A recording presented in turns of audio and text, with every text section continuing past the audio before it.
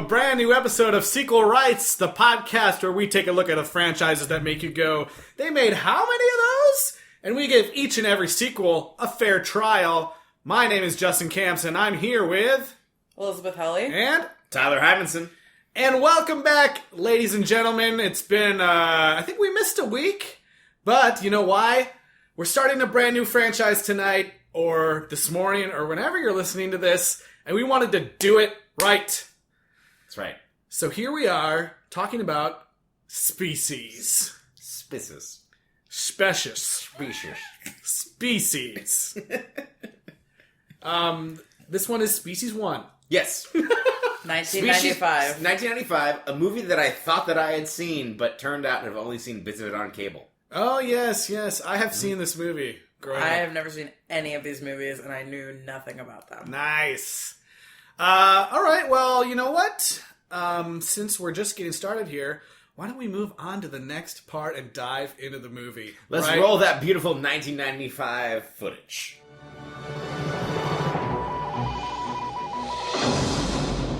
In January, a message from an extraterrestrial source was picked up at the Parkes Observatory in Australia.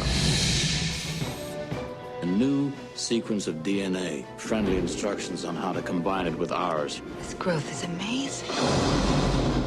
The decision was made to terminate the experiment.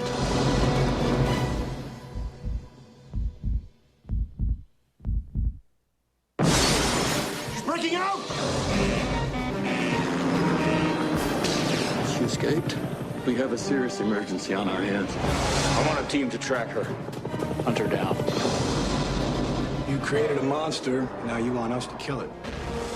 Wow, what a trailer. I have no idea what it sounds like. That really makes me want to see Species the film in theaters. Species the t-shirt. Species the lunchbox. Species the t-shirt. Wow, its boobs really have tentacles in it. That's true. This movie is 40% nudity. Yes. So I was going to say, so you said you had seen the film, Tyler, right? I thought that I had. Okay, I remember I had seen it, but really I only remembered one single scene from it, which we can get to later. I mostly remembered, it wasn't until the third act that I was like, oh, this is familiar. Yeah, I was like, when, speaking of the nudity in this film. Yeah.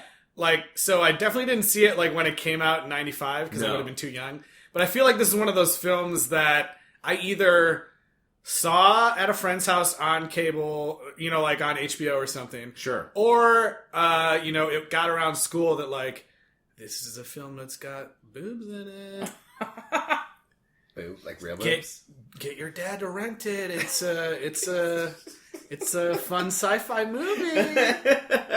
Hey, it's got Forrest Whitaker in it. Your friends whispered real strange. Yeah, they were like, dude, there's boobs in this movie. No, I don't know how I saw it. But if you had a time-traveling friend, he'd be like, hey, there is no less than 3 Oscar winners in this movie. Yes. That is a fact. So let's... there is more. Should we run down... There's more, yeah. There is. Oh, okay. Let's run down the unbelievable cast in this film. Yes. We start, opening scene. We see Michelle Williams. Boom. Ben Kingsley. Boom. And? That's it. Oh, okay. Michelle Williams, I guess I never knew what she looked like when she was a teenager, so she did not look like a teenager at all to me in this movie. She looked like an adult already, yeah. But... Dawson's Creek, right? Dawson's Creek was after this. This was her. No, I understand, movie. but she was a teenager in Dawson's Creek. No, I know, but I'm saying when she filmed this movie, she was only 14 years old, but I would have guessed that she was 20. Yeah. I don't know, she didn't look that young to me, but... You seem to know a lot about Dawson's Creek, Tyler. There was a creek. I was like, I didn't even know she was in Dawson's Creek. I might be wrong. She definitely was. She was in one of those shows. Eliz corroborated it. Yeah, I actually don't know anything about it. What was the other? The cast and the theme song. The other of course. show. I don't know. The other show that she was in. I didn't even know she was on TV. Honestly, Yeah. I think it was just Dawson's Creek. But so sorry, so Dawson's then Ben Creek Kingsley, fans. he I think my favorite moment of this opening scene was when he shed a single tear Oh, that yes. just came down his face. Such a great moment. Such a great moment that we have a gift for you. Enjoy that on social media. Yeah, you guys will see that up there. It's so amazing. It's like when I was watching the movie, I was like, "Oh shit, Ben Kingsley is acting." Yeah. Well, yeah. So it's kind of like now we're looking at it as like a Stranger Things type lab sequence where there's a thing in there. There's a small girl that seems super innocent. It's something that's a very Stephen King type scene. Yeah, I kind of like. So actually, the opening part of the film, I think, was like my favorite part of the whole It's thing. great. It starts off with this like cool opening credit scene. Not cool. It's pretty basic actually, but like you're just kind of like in space. You see stars, and there's this awesome like score. I think it's awesome. It is awesome. This awesome main title theme by Christopher Young, who is like this. If you know horror films, I'm sure you've heard of him. He did Hellraiser, Drag Me to Hell. He did the Grudge films, the American ones, and like one of Sam Raimi's best buds. Yeah, and so he's been all over the place. So that it starts off with this like, it's listing out the cast and it has the main titles and you're looking at the stars and it's kind of this, almost like a Danny Elfman style. It's Danny Elfman light opening theme. But I mean, and he's been hired to do the same thing on the Spider-Man movies. Exactly. Yeah. So it starts off with this theme and it feels really grand and mysterious. And then you have this opening scene where you're like, what's going on? She's trapped and she escapes. And I feel like the rest of the film didn't really live up to that mystery. It's not shying away from being a sci-fi film. It's not like it starts off like a Spielberg movie almost. Yeah. Like it starts off as something that's really compelling. And I mean, Michelle Williams is doing some of the best acting in the movie as a 14-year-old. I mean, not to jump forward too far, but later the same character is played by Natasha Henstridge, and apologies to her, but Michelle Williams is better in the like first sequence where she's playing this character as a younger person. That then later on it's just like she's also given a much unconvincing. clearer role in terms of what she's trying to do. Right, which is right. live. So I'm not sure in the front, but basically what's happening, we don't need to like talk about how this goes in sequence, is that alright, so to start this movie off, SETI has sent out the it's based on an actual transmission we sent out that said like, hey, like here's like how carbon-based life works, and sending off things to distant galaxies. And wait, so we actually did do that? We did do that. Oh god. Yes.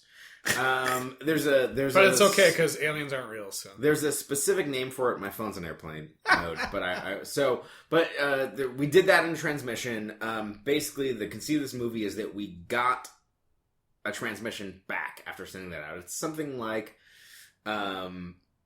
Voyager. We did the same thing. We put like genetic code and music and on a golden record. There's the record. Yeah, and fun stuff.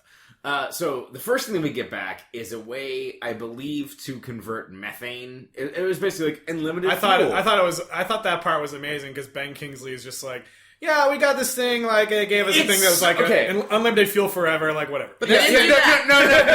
They didn't go forward with the fuel. They went forward with the alien organism. Hold on, guys, because here's the best part of this. This is the premise of which we are going to endure 4 of these fucking movies. Yeah. Because Ben Kingsley in that one scene is like, yeah. They sent us the formula for an infinite fuel, so we know that they're friendly. Then they sent us the formula to splice genes with our own, so we fucking did it. Yeah! For funsies. Before releasing the fuel to the public. Before the fuel, before anything else, let's splice these genes. Yeah, they clearly don't even care about the fuel. That was just like a bullet point. It was the like, 90s. It was before global warming ever existed. So. Right. Not true. But they Obviously, did. I'm joking. Wait a minute. But he did. What? It's just insane to me that like how callously he's just like, yes, we know they're friendly. Well, yeah, fuel. He mentions the like unlimited fuel thing as just like a non-issue. Like, right? Nobody gives a shit. Nobody goes, oh, what? Really? Fuck, that's awesome. So it's like, Well, because also the people he has are like biological scientists. I mean, whatever, so I guess they're they don't care, apparently but they are. There's also, I mean, I don't really know what they do other I than guess trying we to should fuck say each other. that, Like, yeah, he assembles. So Michelle Williams, who is the alien, escapes, and he assembles this team of scientists. They attempt to kill her because basically they've gone and they did this gene splicing experiment, right? Because this is the premise of the next 4 movies. I mean, maybe we don't know. Sure. We don't. I don't. We don't know. We have no idea. But they apparently, because of the quality of the formula of infinite fuel, they were like, yep, like let's splice these human DNA together. And then because Michelle Williams as a child was having bad dreams, they tried to cyanide gas her to death. Right. Not just because they are having bad dreams. They saw shit poking out of her back, and they were Right. like, what the fuck is Also, this? Michelle Williams, she was born 3 months ago, and she became a 12-year-old girl in 3 Right. months. So there were signs that something was wrong, like, almost immediately. Sure. She escapes onto a train and steals someone's suitcase, and I have to say she busts out this, like, portable TV, which I didn't even know that was a thing. Oh, It was- yeah. You could have a portable TV? It was absolutely a thing. I was wondering about that. I didn't know either. Yeah, it was like it had like an antenna. It was some Yeah, on a I train? had to go to like some real garbage Little League baseball games with my brother, and I was really bored and terrible about the whole thing, and so my dad finally broke down and bought me a portable TV. Oh my god. And yeah, that was the thing. That's the thing that happens. Oh my goodness. Okay, so that apparently existed.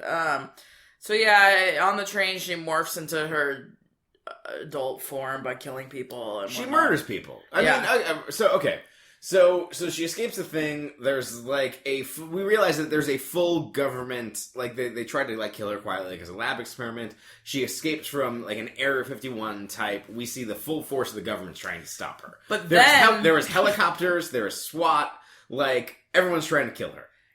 right then. But they decide to no longer use the full force of the government for the rest of the movie and just have this team of 4 randos that Ben Kingsley assembles to hunt her down with no longer using any help from anybody else, which is crazy, especially So, at the end. We got Forrest Whitaker, who's a psychic. We got Ben Kingsley, who's a military dude. We got Alfred Molina, who's an anthropologist.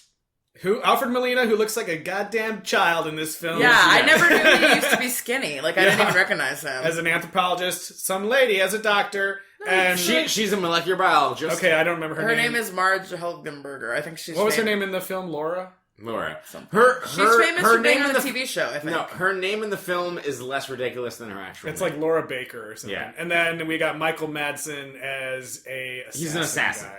Yeah. He's like a bounty hunter kind of Yeah. person.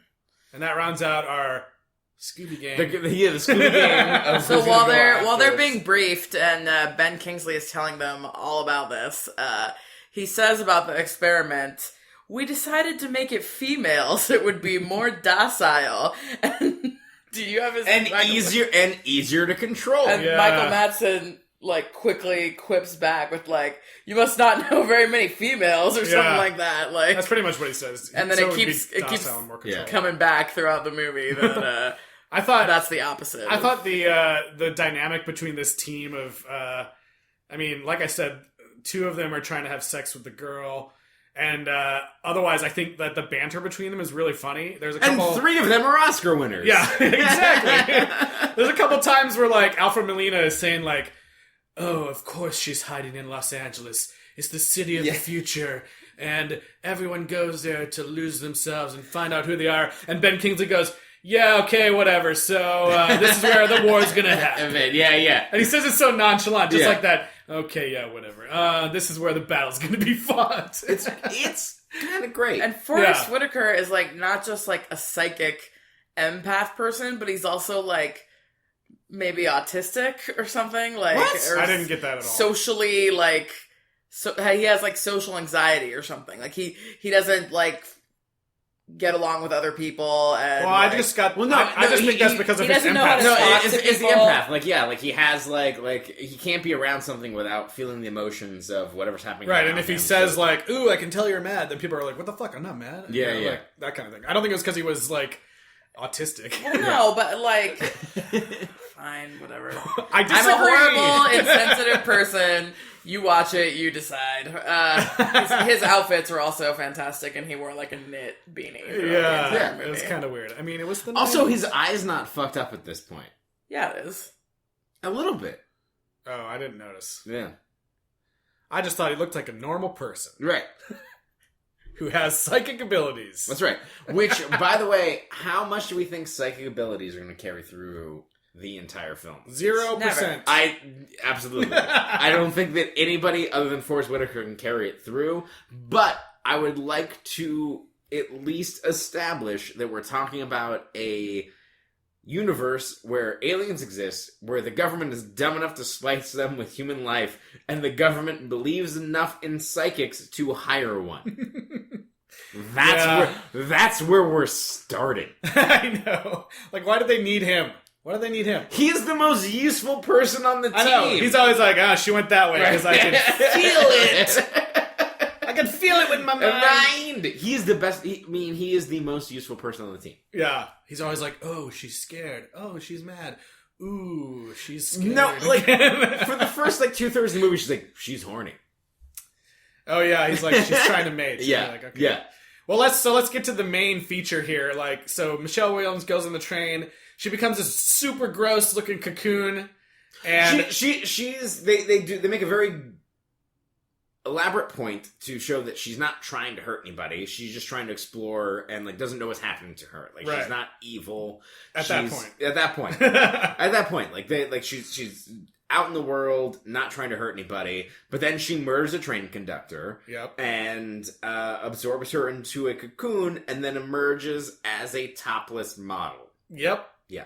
Which was pretty cool. Yep. I'm down with that.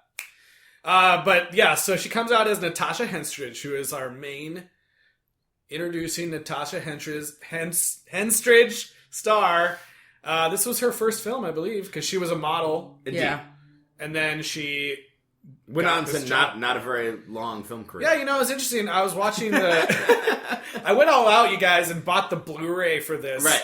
That was put out by Shout Factory, which is awesome, by the way. Shout Indeed. Factory's the best. Yes. They're not sponsoring us. Shout out to Shout Factory. They had an interview with her on there, and, she apparently... The movie did really well, spoiler alert. It made $60 million. And suddenly she was like she said, the hot young thing. She was 21, I think, at the time. And she was getting all sorts of offers, but she said that she felt really unprepared for all of it. So... instead of taking these big offers, she kept doing all these smaller movies because she didn't feel like she was ready acting wise. Oh, interesting. And she said she didn't realize that if she did the bigger movies, she would learn more and maybe move on up. But she kept doing these kind of weird films, and she never really. If you look at her filmography, relegated. She never broke out of crazy genre films and stuff. Interesting. She has a lot of TV appearances here and there. And she's pretty good in the movie. She's not. She's freaking gorgeous in the movie. She's gorgeous in the movie, but and she's doing the Arnold Schwarzenegger I'm a weird person in a weird place. Yeah, she's kind of acting the whole time like I'm a kid still and learning what life is. You see her watching this guy drive a car, so she learns how to drive a car. That whole dynamic is so hilarious. Yeah, and she's mimicking people's speech patterns so she can learn how to talk and all this stuff.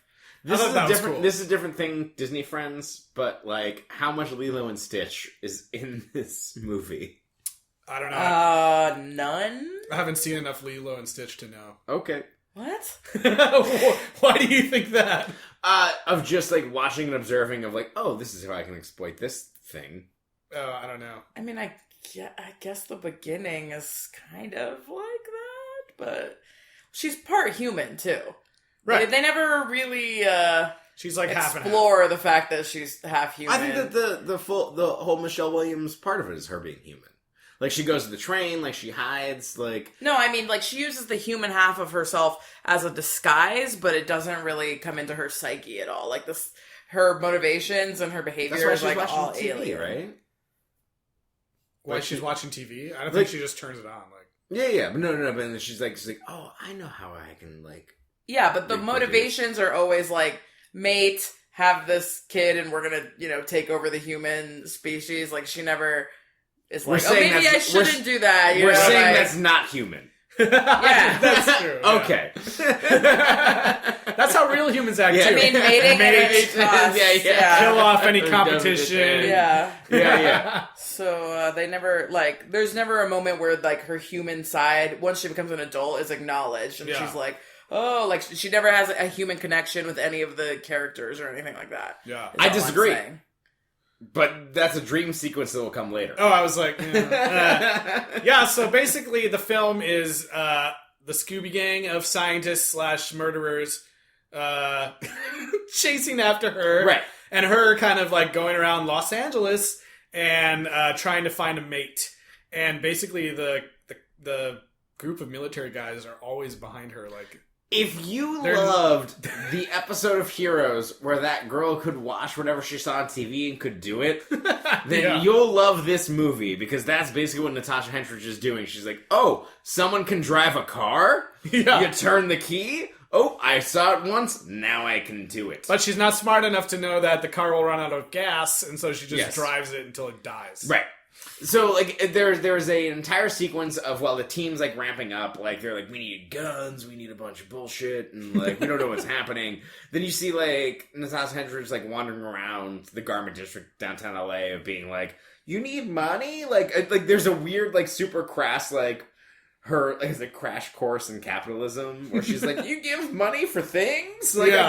I understand now. She walks into like a wedding dress She store. buys a wedding dress. Yeah, and buys a wedding dress. Because she finds it fashionable. She doesn't know any better. Mm-hmm, mm-hmm. Eventually she ends up in a motel, and the motel owner she goes up to him and says, where's a good place to find a man? And he sends her to the club. The motel owner is downright helpful. Like, he is sleazy, but he is a decent human being. She sees porn on the television, or I don't know if people know it was porn. It just looks like romance. No, there's movie. boobs out. Oh, there were? immediately, I yeah. don't even remember. she sees a porn, and importantly, a commercial for hair dye. Yes. Yes. So he sends her to the ID Club, which is actually just the lobby of the Pantages Theater, made to Oh, look really? like a club. Yeah, I and didn't even notice that. I double checked on IMDb, but I noticed it immediately because later on, when the Scooby-Doo gang goes there, Ben Kingsley's in front of like this big statue, and I was like, "That's the staircase of the Pantages." Nice. I didn't notice that. And then also at some point when they go outside in the alley, you can see Capitol Records in the background. In the So back, they actually used the back lot of the Pantages as part of the club too. So anyway, she picks up a guy there by just taking her shirt off. Well, no, she sees somebody. She sees a guy. And then she sees a girl be very aggressive to that guy. She's like, I had to go to a party. Like, you want to take me? And then she's like, oh, that's competition to me. And then so she gets murder in her eyes and decides to go kill that bitch. In the bathroom. Yeah. And so this is so the what first... happens? This is the why first- girls always go to the bathroom in groups, by the way, so you don't get killed by an alien. This is the first species This is transformation. Well, yeah, okay. Yeah, I mean, she You don't see it, but she yeah. basically turns into... H.R. Geiger did some character design for this movie. Mm-hmm. She turns into a weird alien prototype. Weird thing. You don't see it in this scene, though. Oh, you do. No, you don't. You see her hand, and she comes out from the back of the bathroom when she rips this bitch's All you spine see out. is her arm, though. You don't see her face. You or see her anything. face. No. I have a GIF. I watched your GIF, and you don't see her face. So after killing, So basically, so she sees the in order to be sexually dominant, that she learns from the club scene where she's like, oh, I need to be super aggressive. So she kills this girl, and then walks out, takes her shirt off, and is like, I need to be taken to a party. And she leaves with the coolest guy at the bar, Coolest dude. who kind of looks like. Who did he look like? I don't know. Some guy. Some guy. Yep. his name's Robbie. He looks kind of porny and sleazy. Yeah, exactly. Yeah, I don't know. Exactly. Yeah, he's really buff or whatever. I think in the behind the scenes are like he's like an Armenian like pimp, basically is what they said. Well, he drives her to a super fancy mansion up in the hills, and he opens the door, and they go in, and he has all of his appliances on a snapper, which I didn't even know existed.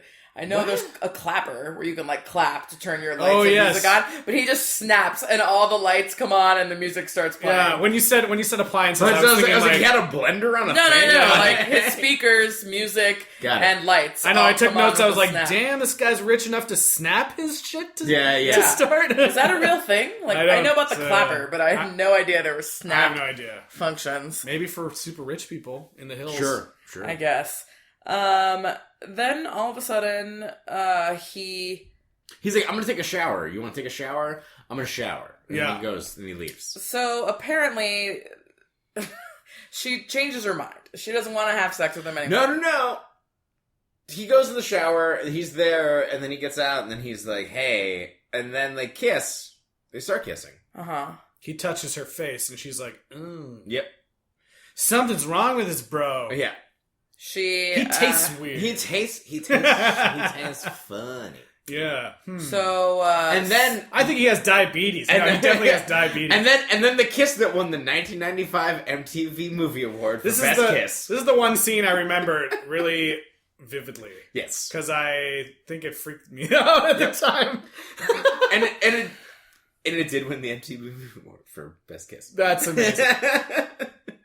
So wait, what happens? They kiss, They kiss. and Okay. First, she says, you know what, I don't want to do this no more. yeah, and because consent is ongoing, he should have immediately stopped. But he didn't do that. but we're in a movie. Yep, where he's Yep. a horrible person. Also, it was in the 90s. And so, then what happens? you know, Eliz? consent didn't exist back then in the 90s. Well, no, I mean, they were setting it up where he deserved to die. yeah. So I don't So know. he's explain it. he's like, you know why we're here, baby? Like, I drove you all over my house in the hills, and then so he just tries to force himself on her. Yeah, and she's like, drive me home, and that's when he Yep. gets mad. Yeah. And then so they kiss, and then she does like a alien, venom teeth through the back of his skull. Was it? I thought it was her tongue. It was her tongue. Yeah. It is her tongue. Yeah. And fun fact, it's actually just a balloon that they inflated through the back of Was it. this on the special features? Yeah. Oh my gosh. It's just like a The thick special plastic. features for the shout special out to fe- shout. Shout out to shout. Yeah, the special features were amazing about all the different effects they had. But it was basically just like a balloon that they inflated really fast, like whoop, and it stuck out like it was rigid. And That's so cool. Yeah. I guess we should also say that although you could buy the Blu-ray set like Justin did, these 3 of the 4 movies are also available on Cinemax Go, which is basically their streaming. Watch along with us. Which is how I watched it with no Watch special along features. with us. Yeah. Watch along with us. Do your chores another day. All right, now we have to pay for the licensing rights for Sorry. Fraggle Rock. All right. God damn it.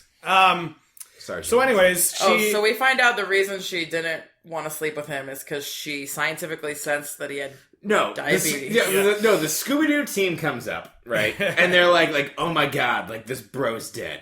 Like, what a tragedy. And then they're like, well, they're all spitballing, and she was like, what could be happening? Maybe that she's trying to mate. This is where they first realize that what Sill's trying to do. Sill is Natasha Henstridge. stands for S1L. Just so you know.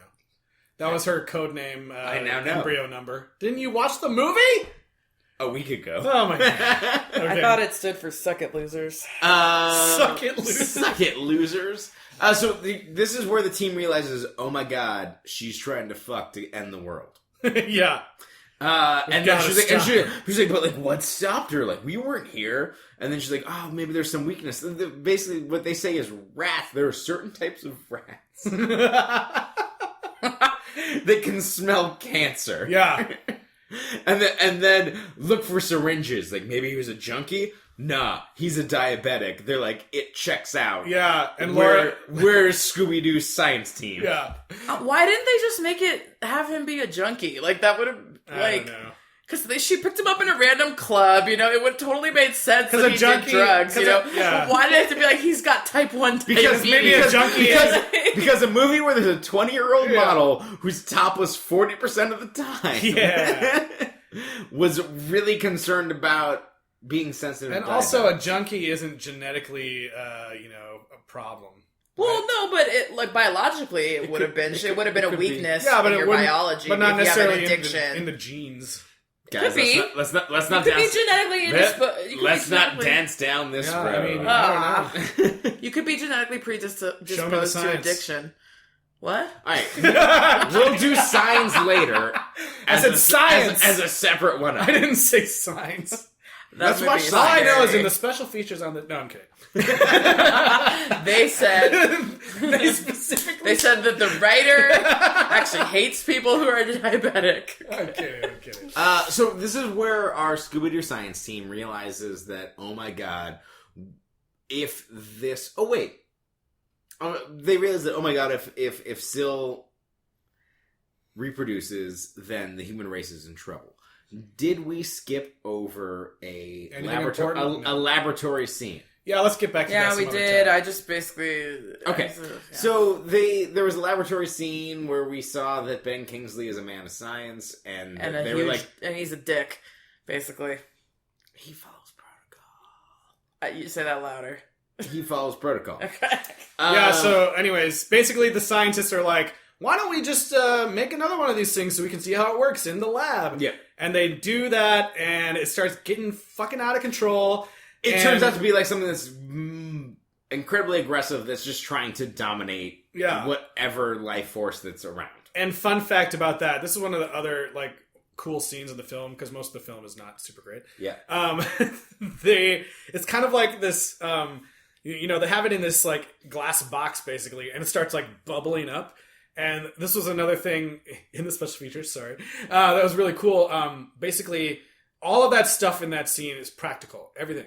Cool. So they had these, like, they basically had these plastic bags that they would, like, paint and just inflate over and over again. Inflate, deflate. And then there's a part, too, where it kind of bubbles up the wall. Same thing. They had these plastic bags, like, set up the wall and these fake pipes that would bend out. And then they just put in, like, the pipe noise.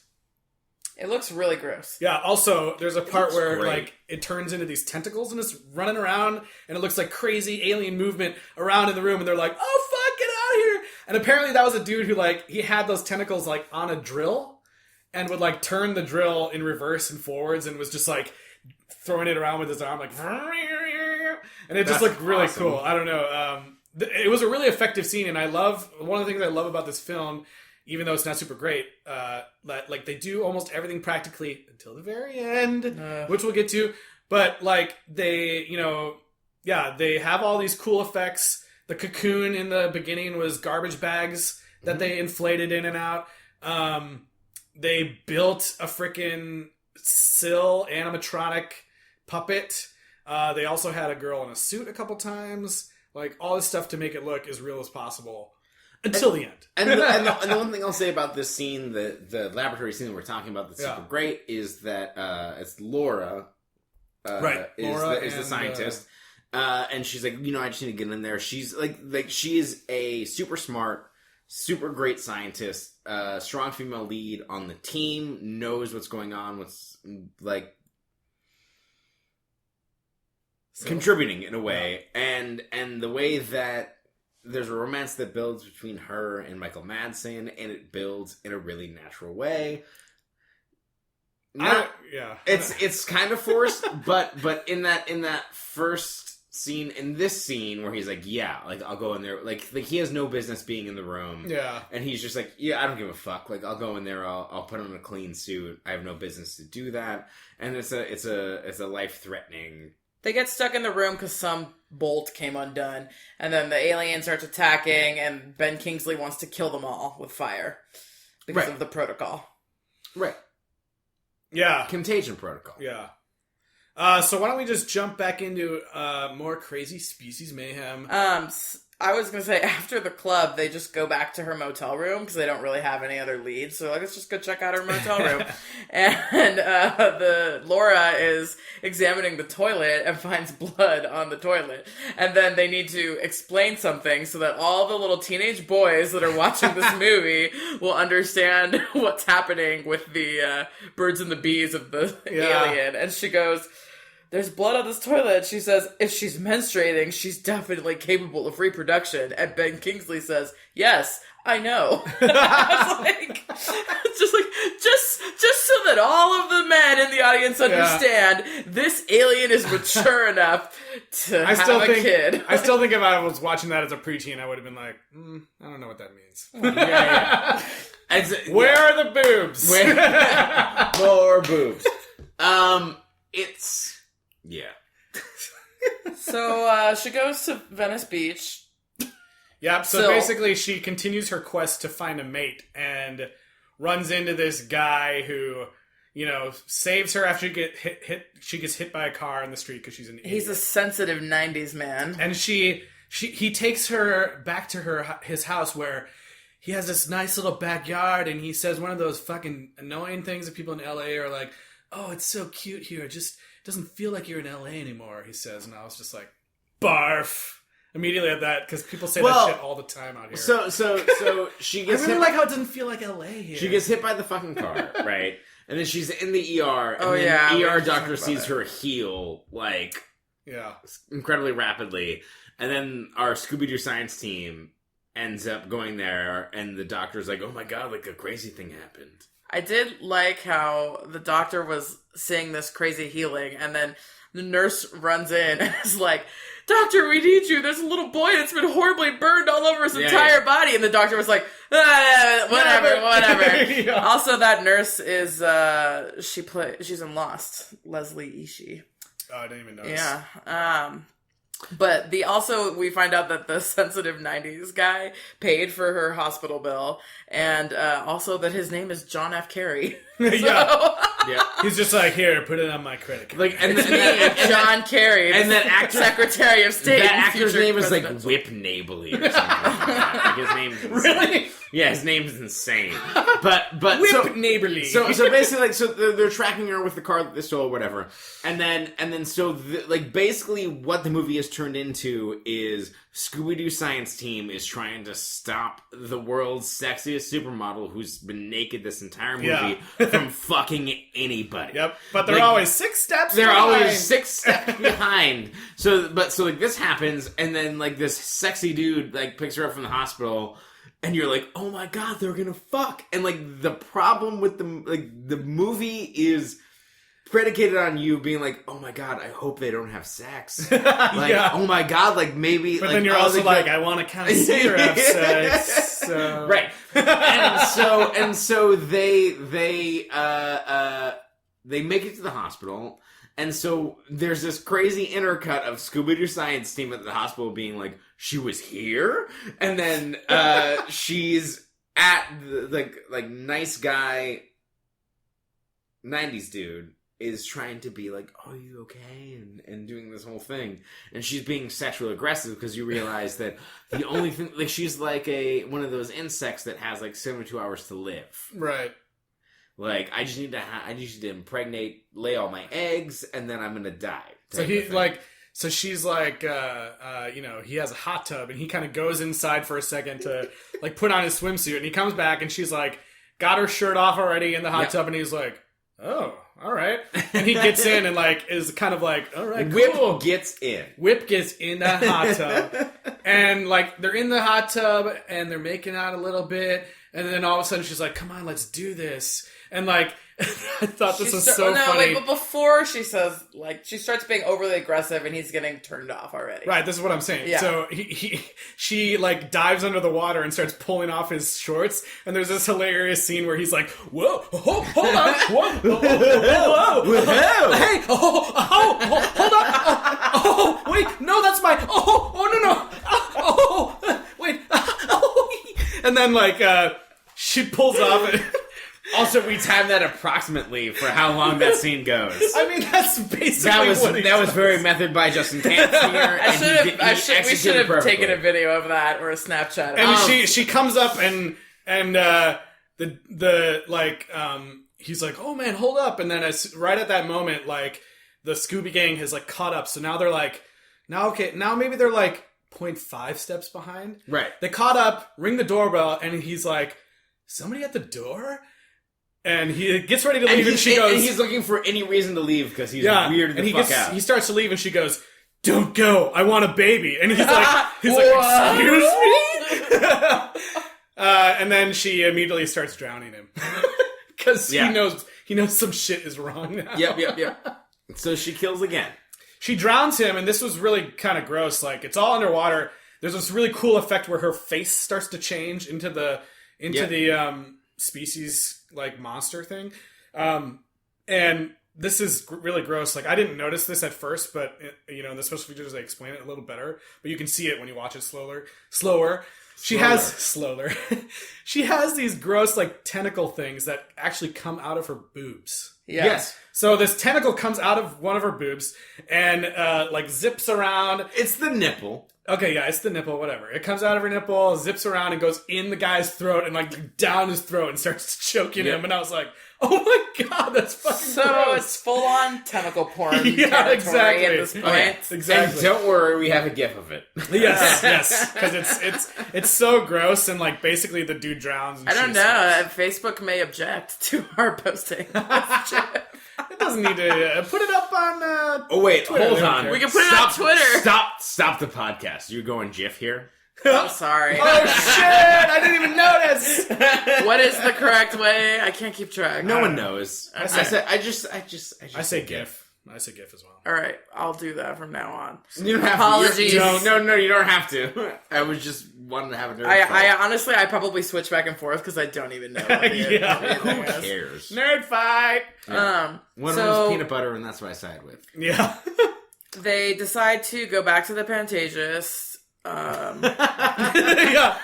She's probably going to be seeing the show at the Pantages. She's probably going to be at Hamilton. That's the way to go. Everybody loves Hamilton. It's the hottest ticket in town. Okay, so wait, I was confused by this. By what? Why they go back to the... Okay, because, so she's watching from the woods, right? Yes. And then Ben Kingsley's like, we should go back. Right. I had a thought. And I'm not sure if she has a psychic link with him or if she's just reading his lips. I think he was reading his lips. Because, like, he did They in the beginning. established that in the beginning of the movie. When he says, "I'm sorry," and she goes, "I'm sorry." Right. What I thought was happening was that Ben Kingsley was super smart and was like, knew she was probably watching and that she would be reading lips like that and was saying, like, let's go back to the club because that's where she's going to be. And then she would show up there and they'd capture her. But he wasn't being that smart. It turned out he just thought that was a good idea. We're operating in a world where empaths exist. Right. So I thought that perhaps that she had psychic powers and perhaps that she was controlling Ben Kingsley? No, I don't think that was She couldn't read lips. Because otherwise, why establish that in the first scene? Yeah. Like, yeah.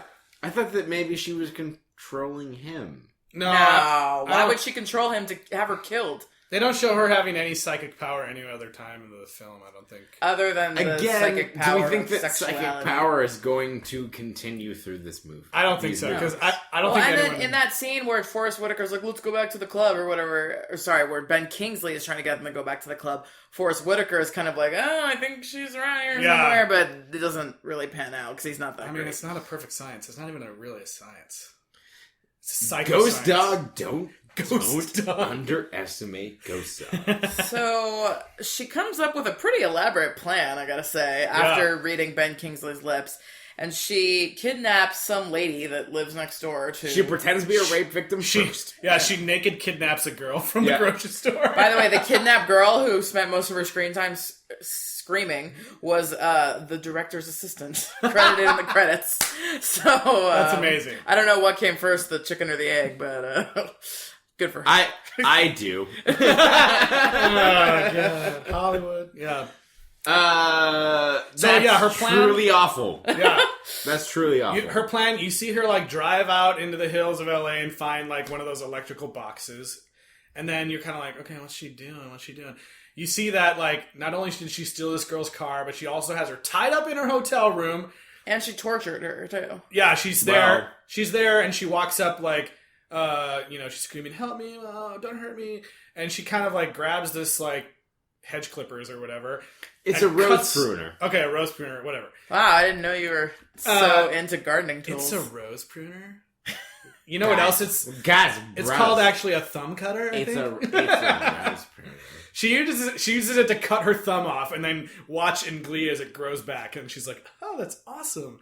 She puts her cut off thumb in the lady's bag, her purse, sorry, and then she proceeds to cut off the lady's finger, and then at this point I was like, "Oh, this is what she's gonna do." This is one of the most successful scenes in the movie. It is genuinely terrifying. Yeah. Where you see her, it's a moment of empowerment for her, where she cuts off her own thumb, still cuts off her own thumb, and you're like, what the fuck? This is, it's graphic. It's super graphic. You're still like unsure what's happening. Yeah, and then it grows, and then it's super disturbing to see the woman that she's kidnapped, and she's freaking out by watching this thumb get cut off.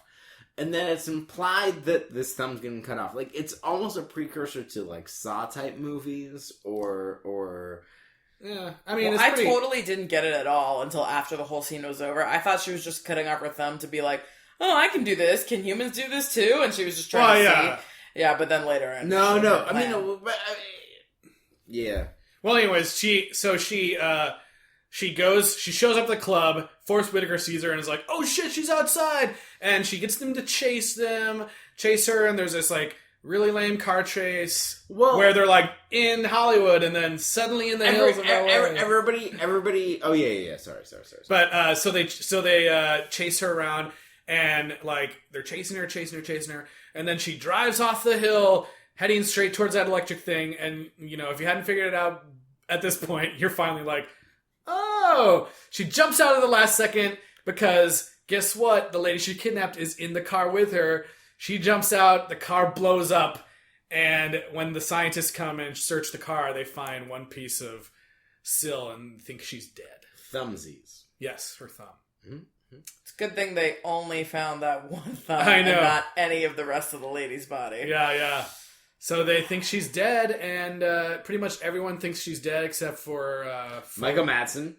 Yeah, and Forrest Whitaker is also kind of like... Yeah, everyone's like, that seems too easy. It seems too neat. Yeah. Ben Kingsley is like, nope, done deal. We're over it. It's done. Yep. Let's go party at the... They go back to their hotel or something. They go back to the same location that they can only afford for Yeah. They actually filmed at the Biltmore Hotel, actually, for real. Yeah. So that's where they filmed that scene. But obviously, Syl is still alive, right? And we see that she has learned from what we were talking about earlier, watching the hair dye commercial. Indeed. Change. It was the whole hair dye commercial had a undercurrent of metamorphosis. Yes. Which is why it flew under the radar when you saw it the first time, because you thought it was just like, oh, she's going to change. But no, it is a heavy-handed metaphor of her cutting her hair and dyeing it. Yeah. And so now, like, you know, the whole time they've been looking for this, like, tall girl with blonde hair. And now she can kind of walk around whatever, because now she's got short black hair, and she looks totally different. I mean, she actually kind of does, but... It's one of those things where it shouldn't be as convincing as it is. Yeah. But the whole thing is, like, you know, she still needs to mate with someone. Yeah. And she had, like you said, she had this dream.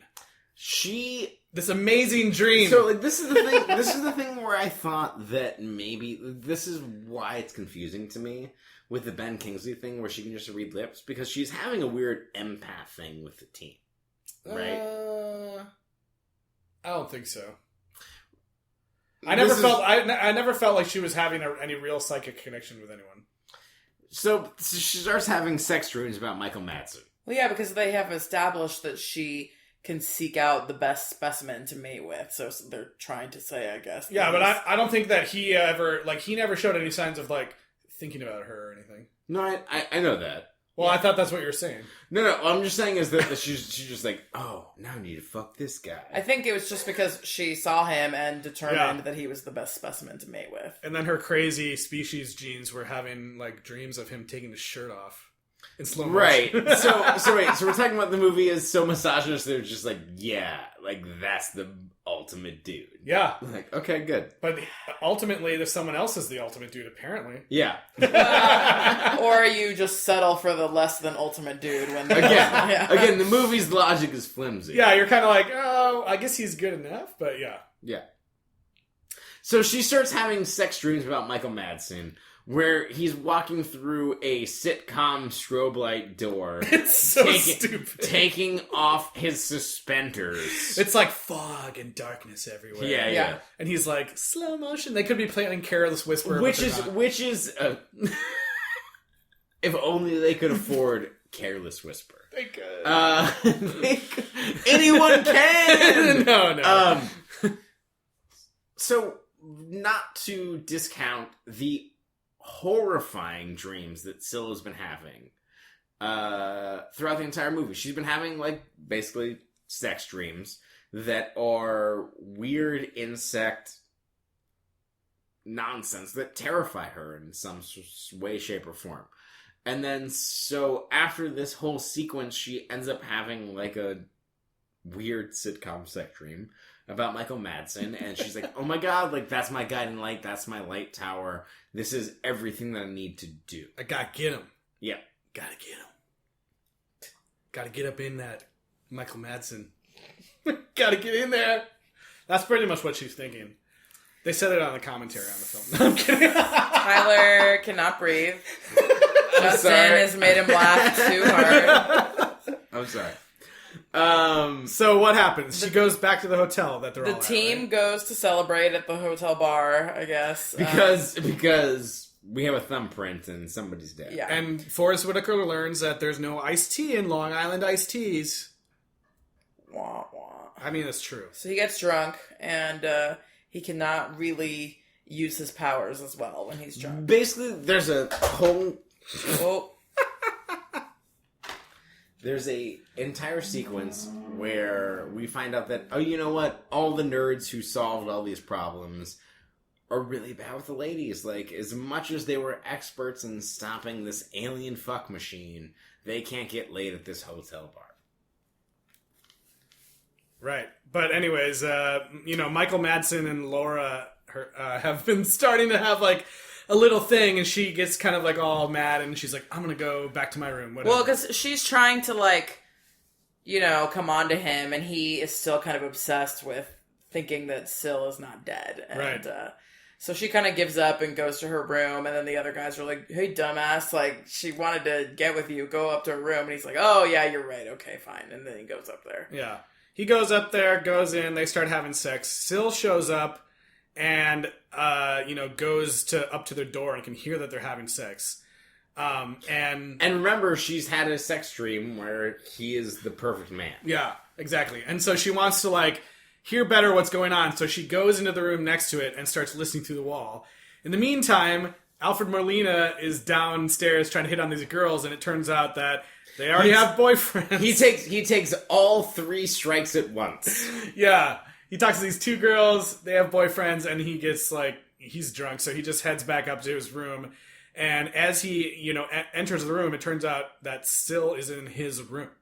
So he enters and is like, oh my god, but she immediately is just like, I couldn't find anyone. I don't remember what she says. No, she says, I saw you down at the bar. Oh, right. I didn't know how to come on to you, so I just came up to your room. And he's like, this has never happened to me before. Yeah. Because he's a fucking idiot. But anyways, like, yeah, so they totally have sex.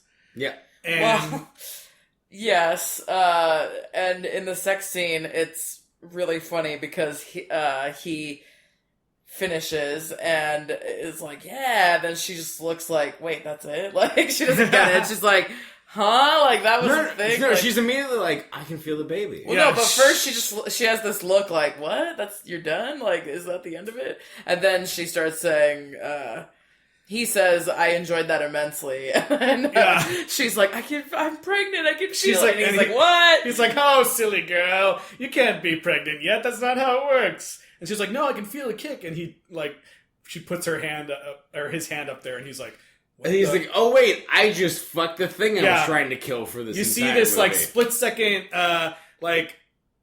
recognition that, oh fuck. And he starts And to scream. Alfred Molina acts the fuck out of Yeah, it. he starts to scream, and she puts his mouth over, and that's kind of like the scene cuts to the next thing.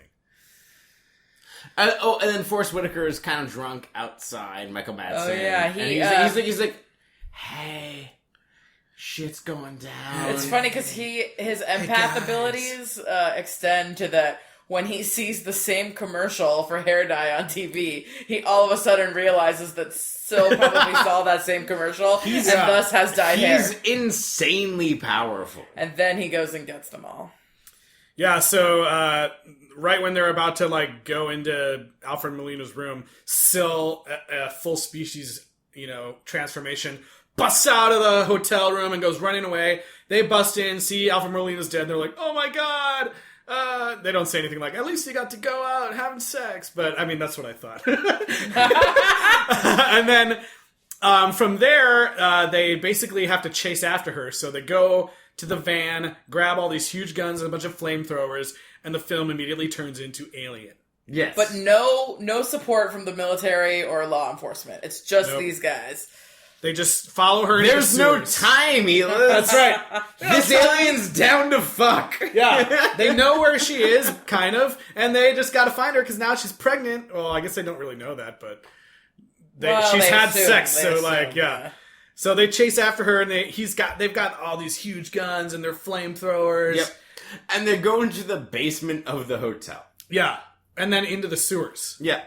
There's a chasm that has been caused by an earthquake, and they climb into it. They go into the sewers, and they're all like, Ben Kingsley's like, "Where'd they go? Where'd she go?" And Forrest Whitaker's like, I think she went over here, but I mean, I'm only an empath, and it's not real, so I don't I'm really know. also still kind of drunk. Yeah, I'm not really sure. And he's like, "Fuck this, I'm gonna go this way. You come with me." And he's like, "Oh, but I think she went that way." And then it turns out that she was in the water of the sewer the whole time, and she fucking jumps out and kills Ben Kingsley. Yep. Bye. Another gif. Giffing it up. I call that one learning how to swim. So Ben Kingsley, dead. They chase her into this cave, like you said, right? Mm-hmm. Where she gets there first and totally gives birth. Yep. To a kid. Who's adorable. For 2 seconds. Is he? I mean, for a second. It's just like a cute little kid that covered in slime. He very adorably... Then he turns into the BFG. Yeah. He very adorably eats a rat with his gross species tongue, which is really gross. What? Yeah. Well, I just have a comment about the end of this movie. Oh, well, yeah, we're getting there. Yeah. So anyways, they're in there. Michael Madsen goes off somewhere else to look for her, like, on the other side. And Forrest Whitaker is the one who's kind of, like, seeing where the kid is. He gets freaked out and is now, like, holding on to the cliff, trying not to fall into this water that's on fire, right? Somehow? Yeah. Anyways. Okay, like, yes. So, like, it's gonna be a whole clusterfuck. Yep. Basically, this team is not built for the underground. And everyone gets fucked up in very specific ways. Ben Kingsley's dead. Well, it's not even a team of anyone with any sort of tactical skills at this point. It's a biologist. Michael Madsen is the only person who knows how to murder. A biologist, a psychic, and then Michael Madsen. Yeah. And some really fun CG monsters. Okay, so I remember the scene in the hotel before this movie. I do not remember this part of this movie. I thought that the worst CG that I ever saw in my life was the Scorpion King. That's still pretty... That was way later, yeah. I think that might be the worst still. It was way later. Yeah. I mean, maybe this movie should be commended for trying the way that it tried in 95. Because in 95, maybe it looked great. It could have. I don't want to talk shit about how bad this looked. Because it's CG bullshit that's awful. It's CG on a real... against real But I feel people. like But at the same time, in 95, it was groundbreaking. Yeah. Yeah, well, I mean, 95 is like the same year that the ceiling of Beauty and the Beast happens, but that's compared to cartoons, not real life. I mean, it just feels to me the CG here feels unnecessary. Like, there's nothing that the species Syl or the baby does that couldn't have been figured out. Like, it's not like they suddenly are like flying around the room and doing crazy shit. Like, they show her like walk up to the camera in like a weird 3D moment almost. I absolutely agree. It looks dumb as shit and it's not motivated in any way, shape, or form. Yeah. It's 1995. I mean, they even said it looked bad. Practical, it would have looked a lot better, yeah. I don't know. Like, they did so much practical in the movie and there was no reason for them to do it. That's why I'm like, whose idea was it to suddenly do... after they spent so much money on all this practical stuff, why suddenly be like, fuck it, we'll have a CG... which was probably way more expensive than... One of the creatures out of Reboot, the TV show, be in this film. That's basically what it looks like. I don't know. But anyways, like her son turns into a species monster real quick, but also dies in the fire real They super kill them fast. both with fire. Nobody else dies. They shoot live. They shoot Syl in the face, and her head explodes. Yes. So there's a sequel coming up. There's more movies, but like, she looked pretty dead to me. Well, So also the other thing too is that I read that H.R. Geiger, the guy who the alien guy who did all the things, he got mad that they were just gonna have to kill her with fire at the end, and he was like, "That's too similar to Alien. You can't do it." And he put his foot down, and then they were like, "Okay, we'll add in this headshot." Yeah, well, that's weird. Geiger's right. Yeah. But this movie ends up having the exact same. If you want to count, if we're counting Oscars, Yep. Michelle Williams, Yep. 1, Ben Kingsley, 2, Forrest Whitaker, 3. Conrad Buff, editor. Who's Conrad Buff? Conrad Buff is the editor. He won an Oscar for Titanic. Oh. And the ending of this movie, Wait, what about Alfred Molina? He never had an Oscar? he never did. Oh, okay. Yet. I looked it up. Yeah. The end of this movie is the same ending as The Departed, because there's a rat that dances onto stage Oh, God. and nibbles on the little bit leftover species nonsense, and then saunters off screen. I didn't really like the I ending. think the rat had became super powerful right It does, away, right? yeah. It was like it the did. rat, yeah. It Yeah, absolutely did. Which I didn't really like because they never really It's so explain... dumb. Yeah, and they never really say that, like, she could infect and turn other things into species. Well, so Other whatever than they're called. third sex, Michael yeah. Michael Madsen and it was never like, and oh, what's her face? No, they have the Ghostbusters car talk where she's like, you know what? Like, if you wanted to make a honeypot and destroy the human race, this is exactly what you do. Like, they're doing that car thing. This is a biological weapon. Mm-hmm. Like, what if it's like the, Ray Stantz. Yeah, but by eating the flesh, you would take on the powers? That's what she's hinting at. She's saying that, maybe this is a more sinister thing than we thought it was. yeah, I don't know. I thought it was dumb. It is, Justin. It is dumb. It is dumb. But guess what? You sound like you think it's really cool. Nope. I'm not saying it's cool. I'm saying that this is the premise that we have to live on for 3 more weeks. don't I mean, know we if that's might, true. but we might not. Yeah. It may be. We have no idea. We have no she idea. didn't burn, or there was I another have baby predictions. hiding. Or, I have predictions. I looked at things. So I just want. You're not supposed to look at things.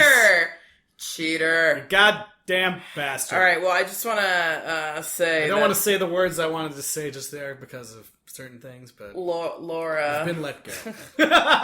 Can you look at what she's famous for? Because I feel like we've done her dirty, and by not Done her mentioning- dirty? Yeah, Mm. Marge Zuckerberg. I know she's famous for something. I just can't remember what it is. But anyways, she gets the final line of the movie, which was dramatically, she was half us, half something else. I wonder which was the predatory half. So we don't. All right, what was it? CSI, yeah. She was on.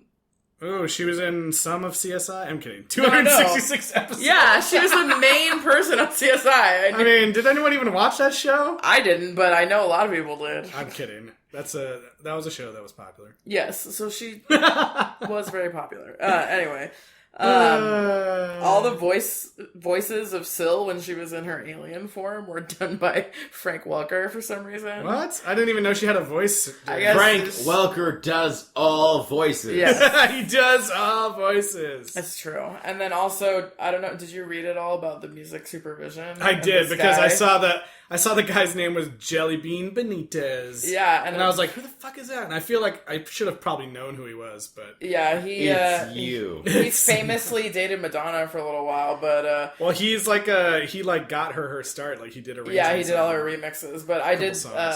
like that he put a bunch of his own remixes in the club Yeah. scene. That was pretty fun. But Yeah. so this movie came out in 1995, did 60 million.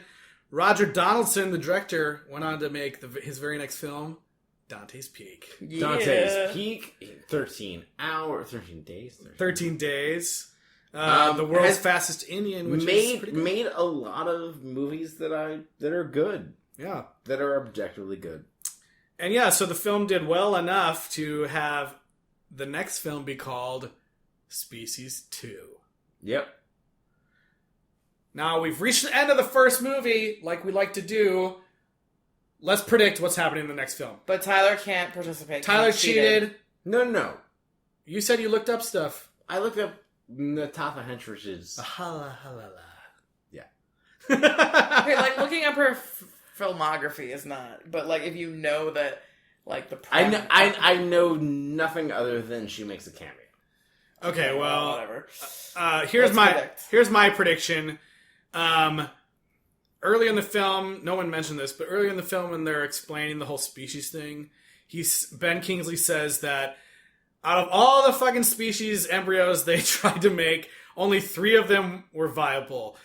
One of them they kept going with and made Michelle Williams' character out of it. Still, the other 2 they put in liquid nitrogen. So my guess is Syl is dead, but some dumb scientist is gonna be like, well, this time we can do it better, and pull out one of those other embryos and make another one, and maybe it looks like her. I don't know. I don't even remember him saying that at all. Nope. Yeah, he definitely that said was the thing that happened. He definitely Okay. says that early on. I in the mean, film. obviously this is not going to happen, but I I think that the next one should be a male, and then Ooh. we can explore, allegories related to male sexuality. And Yeah, are there gonna be multiple species in the next one? I don't know. I think Syl becomes a WNBA coach, and then WNBA. and then dominates the league, and then she has to fight the Looney Tunes. There's a new species on the court. Yeah.